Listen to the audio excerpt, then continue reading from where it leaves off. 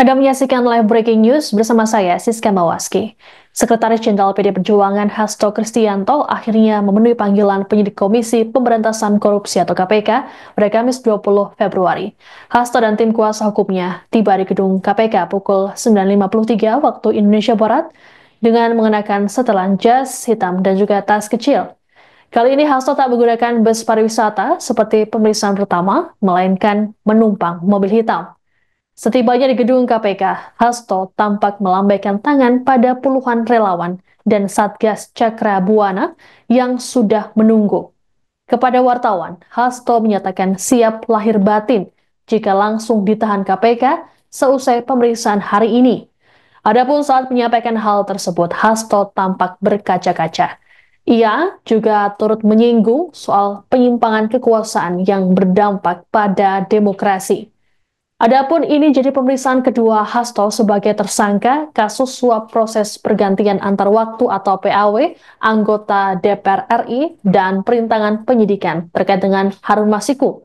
Sedianya Hasto menjalani pemeriksaan kedua pada Senin 17 Februari lalu.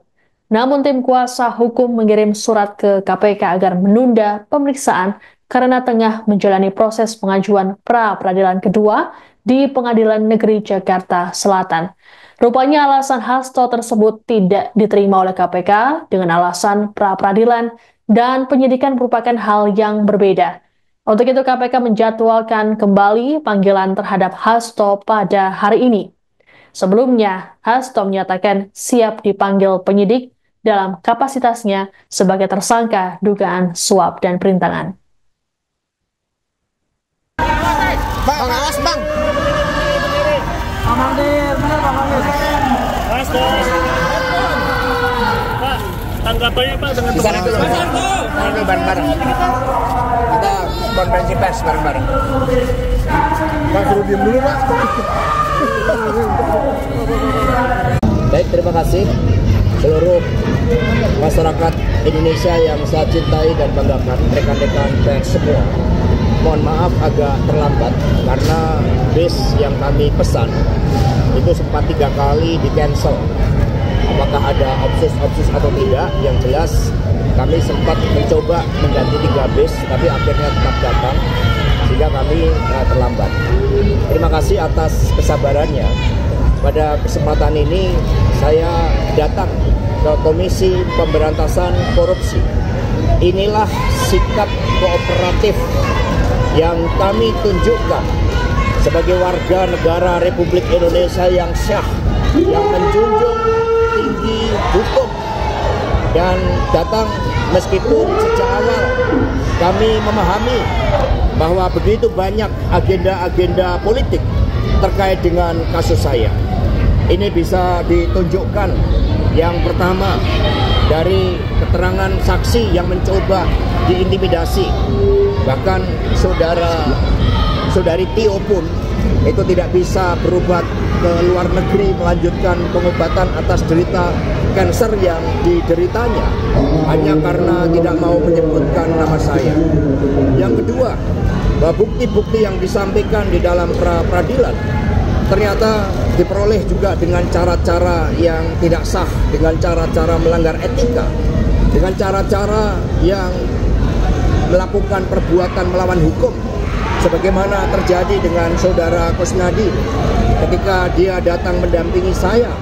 Maka penyidik KPK, saudara Rosa Purba Bekti, kemudian menyamar, membohongi, mengintimidasi, merampas barang milik DPP PDI Perjuangan, dan kemudian menginterogasi tanpa adanya surat perintah panggilan. Sehingga ini merupakan suatu pelanggaran yang sangat serius terhadap hukum. Yang ketiga, terjadinya pelanggaran terhadap hak asasi manusia. Dan kemudian yang keempat, bagaimana proses pra-peradilan yang terbuka bagi masyarakat umum, ternyata bukti-bukti yang disampaikan atas suatu perkara yang sebenarnya sudah inkrah dan tidak bisa diproses kembali. Nah, untuk itu meskipun diwarnai dengan berbagai praktek-praktek pelanggaran hukum dan intimidasi, saya tetap datang ke KPK ini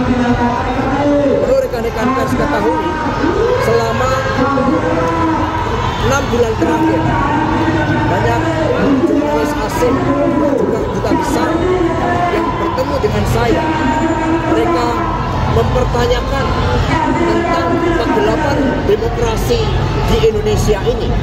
Mereka begitu prihatin dengan kegelapan demokrasi ini hanya karena ambisi kekuasaan.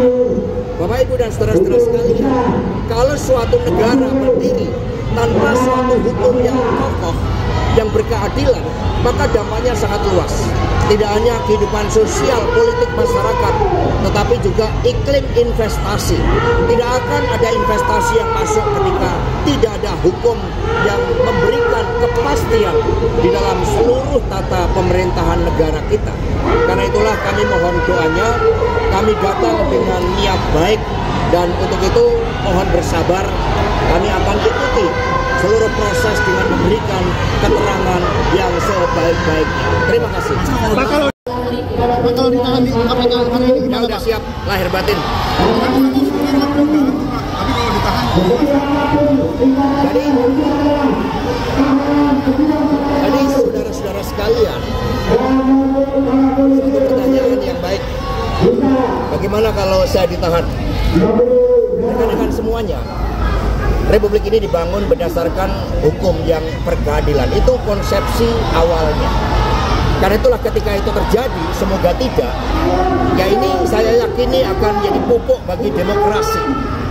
Ini akan menjadi benih-benih bagi upaya untuk mewujudkan suatu sistem penegakan hukum yang sebenar-benarnya tanpa pandang pilih. Karena itulah kami meyakini, karena kami dilatih untuk berjuang dengan keyakinan. Saya tidak menjabat sebagai pejabat negara.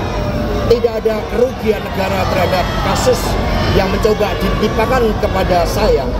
Sehingga kalau penyimpangan dan penyalahgunaan kekuasaan itu terus-menerus akan digunakan, saya meyakini bahwa benih-benih demokrasi, pupuk-pupuk demokrasi untuk mengoreksi kekuasaan yang zalim itu akan semakin besar. Terima kasih. Download Tribun X sekarang, menghadirkan lokal menjadi Indonesia.